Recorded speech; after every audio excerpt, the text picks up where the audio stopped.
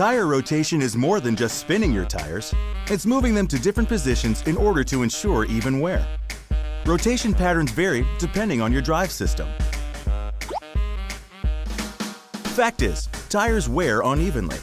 The fronts typically wear faster because they steer and stop your car. Tire rotation helps even them out to give you the most life from your tires, maintain traction, and in the long run, can help save you money. Remember, not rotating your tires may also affect your tire manufacturer's warranty.